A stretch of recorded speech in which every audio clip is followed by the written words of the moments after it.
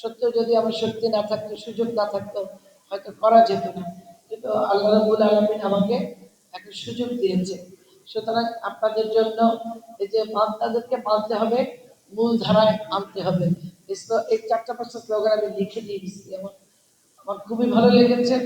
আমরা মানুষ, আমরা সবাই সমান অধিকার নিয়ে বাঁচতে চাই।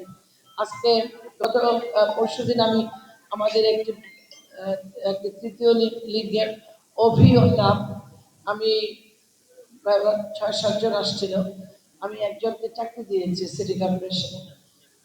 এবং মানুষ যে কত পজিটিভ, আমরা যে এখনো হারিয়ে যাইনি, আমরা যে আমাদের মন মানসিকতা যে মানুষ সৃষ্টি শ্রেষ্ঠ জীব, এই জায়গাটা কিন্তু আমরা এখন হারিয়ে যাইনি। সুতরাং আমাদের সকলকে ঐক্যবদ্ধভাবে এক হয়ে এই বাংলাদেশের জন্য কাজ করতে হবে।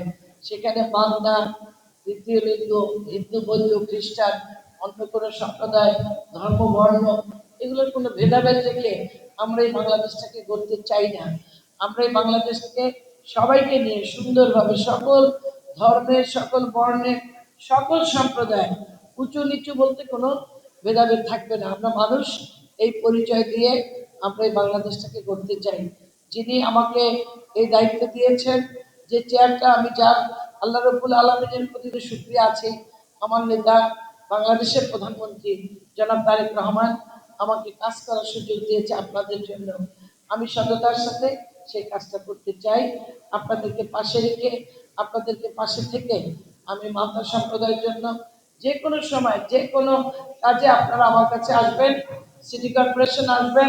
আমাদের এই যে ছোট ভাই ইউথনেট গ্লোবালে যে আমাদের এই যে আমি এটাকে যোদ্ধাই বলবো, যে তারা যে যুদ্ধে যে যোদ্ধার ভূমিকা পালন করছেন, আপনারা আমার কাছে আসবেন। আপনাদের কাজের জন্য, আপনাদের যে প্রয়োজন আছে, সে প্রয়োজনের জন্য আপনারা সিটি কর্পোরেশন আসবেন। আপনাদের জন্য সবসময়ের জন্য সিটি কর্পোরেশন আপনাদের পাশে থাকবে। আমি যেহেতু আজকে বাজেট আছে, আমাকে একটু যেতে হবে। আপনাদের সকলের, বিশেষ করে মালদার সম্প্রদায়ের জন্য আমার শুভকামনা থাকবে।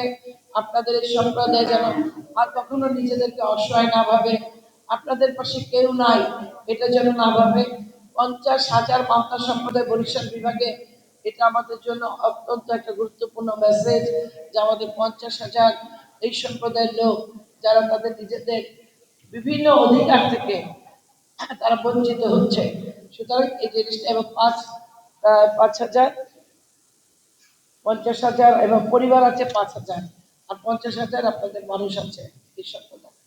সকলের জন্য আমার শুভকামনা রইল। আমরা আপনাদের পাশে আছি। সবাই ভালো থাকবেন। খোদা হাফেজ। বাংলাদেশ জিন্দাবাদ। মারা যাবার পরে তাদের সৎকারের ব্যবস্থা, একটা কবরস্থান, যেটি এখন দাবিটা পূরণের পথে। তারপরে তাদের যে স্বাস্থ্যক্ষেত্রে বিভিন্ন ঝুঁকি রয়েছে, তাদের শিক্ষাক্ষেত্রে ঝুঁকি রয়েছে, তারপরে তাদের যে জীবনমান, নৌকার মধ্যে তাদের বসবাস, তাদের একটা স্থায়ী ভূখণ্ড নাই, এই ছোট্ট ছোট চাওয়া। তা আমি মনে করি যে বাংলাদেশের নাগরিক হিসেবে এটা কিন্তু আসলে তো আপনাদের চাওয়া না, এটা আপনাদের অধিকার। যেটা একটা মানুষ হিসেবে এটা আপনাদের অধিকার। আপনাদেরকে যে সরকার বা রাষ্ট্র এগুলো দিবে, এটা আপনাদের প্রতি দয়া নয়। তো এখন আসছি যে আপনাদের এই যে ছোট ছোট চাওয়াগুলো, এখান থেকে আপনাদের বেরিয়ে আসতে হবে। যে এই যে এখানে বিভিন্ন সেক্টর, এখানে তাদের আপনাদের নিয়ে কি পরিকল্পনা, সেই কথাগুলো আসলে বললো।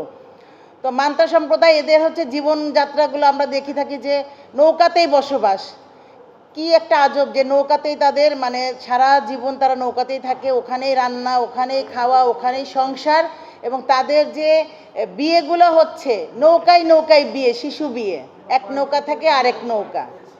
তো এগুলো আসলে বর্তমান সময়ে খুবই মানে সময়োপযোগী পদক্ষেপ না। তা আমি মনে করি যে আপনাদের যে জীবনমান উন্নয়নে যে কাজগুলো হচ্ছে, বিশেষ করে যে ইউথনেট গ্লোবাল যে কাজটা করছে মান্তা কানেক্ট প্রজেক্টের মাধ্যমে, তারা আপনাদেরকে বিভিন্ন সেক্টরের সাথে, সরকারি বিভিন্ন দপ্তরের সাথে কানেক্ট করিয়েছেন। এনাদের আগেও সেন্ট বাংলাদেশ, চন্দ্রদ্বীপ, আভাস, তারাও কাজ করেছে। এক একজন এক এক সেক্টর নিয়ে কাজ করেছে। কেউ শিক্ষা নিয়ে কাজ করেছে, কেউ যে জেলে সম্প্রদায়ের তাদের যে অধিকার, তাদের তালিকাভুক্তি নিয়ে কাজ করেছে, আবার কেউ কেউ তাদের এনআইডি করার জন্য কাজ করেছে। তা আসলে যে আপনাদের এই যে রাষ্ট্রের কাছ থেকে যে সুযোগ সুবিধাগুলো পেতে হলে প্রথমত কিন্তু আপনাদের একটা এনআইডি থাকতে হবে, জন্ম নিবন্ধন থাকতে হবে। ওই যে রাবিয়া আপা বলছিলেন যে জন্ম নিবন্ধন করতে গিয়েও তারা কিন্তু ঝামেলায় পড়েন, কারণ তাদের পিতামাতাদের জন্ম নিবন্ধন নাই। যখন জন্ম নিবন্ধন করাতে চায় তখন বলে যে তাদের পিতামাতার জন্ম নিবন্ধন কোথায়। তাই যেহেতু তাদের এই সমস্যাগুলো দীর্ঘদিনের, এখন কিভাবে সরকারি এই দপ্তরগুলো কাজ করছে। তো মান্তার প্রেক্ষাপটে আমরা কভার করেছি। সমস্যার জায়গায় মান্তাদের যেহেতু কোনো শিশুদের পড়াশোনা নাই, তাদের কোনো টয়লেট বা স্যানিটেশন নাই, তাদের হচ্ছে কোনো সুপেয় পানির ব্যবস্থা নাই, এবং সরকার থেকে 2 মাস মাছ ধরা বন্ধ থাকে, এবং অনেকের জেলে কার্ডও নাই, বিশেষ করে এনআইডি ছিল না। এখন কিছু মান্তাদের এনআইডি হয়েছে, কিছু মান্তাদের এনআইডি হয় নাই। জন্ম নিবন্ধন একটা প্রধান জায়গা, কারণ আমরা যে কোনো সেবার কথাই বলি না কেন, আগে তার দরকার নাগরিকতা, সিটিজেনশিপ। তো সিটিজেনশিপ পাইতে গেলে তার দরকার হচ্ছে হয় জন্ম নিবন্ধন এবং তারপর ভোটার আইডি কার্ড। সো এই দুইটা জায়গায় তাদের অনেক গ্যাপ ছিল, এবং গত 1 দশক এই সমস্যাটার সমাধান করতে আমাদের সময় পার হয়ে গেছে। এখন আমরা চাই যে মান্তারা কীভাবে উন্নয়নের মূলধারায় চলে আসতে পারে। এবং